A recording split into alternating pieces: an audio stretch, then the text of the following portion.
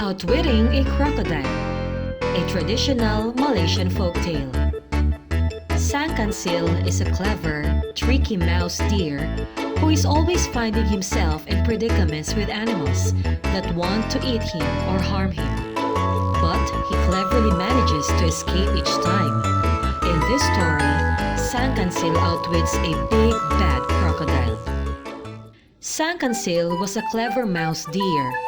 Whenever he was in a bad situation, he always played a clever trick to escape.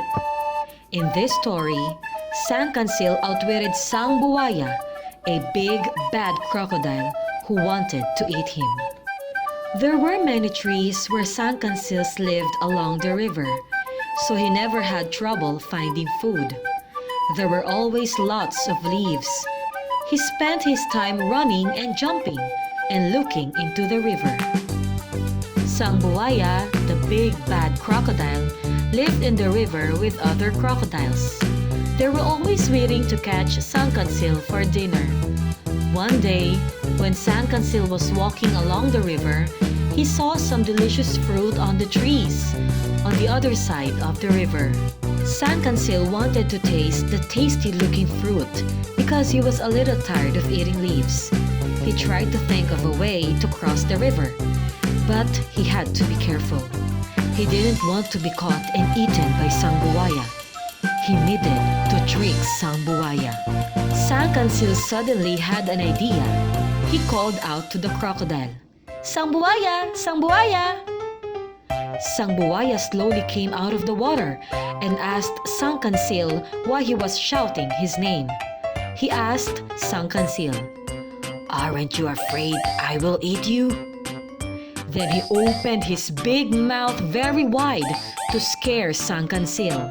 Sangkansil said, "Of course, I am afraid of you, but the king wants me to do something. He is having a big feast with lots of food, and he is inviting everyone, including you and all the other crocodiles. But first, I have to count all of you. He needs to know how many of you will come. Please line up across the river so I can walk across your heads and count all of you." Sang Buaya was excited and left to tell the other crocodiles about the feast with all the good food.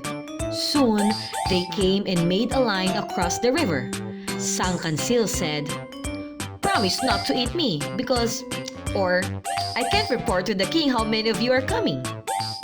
They promised not to eat him. Sangkansil stepped on Sang Buaya's head and counted 1. Then he stepped on the next one and said, 2. He stepped on each crocodile, counting each one, and finally reached the other side of the river. Then he said to Sang Buaya, "Thank you for helping me to cross the river to my new home." Sang Buaya was shocked and angry. He shouted at Sangkansil, "You tricked us! There's no feast, is there?"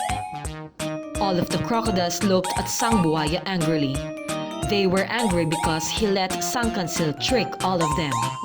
Sangkansil loved his new home on the other side of the river because he had a lot of tasty food to eat.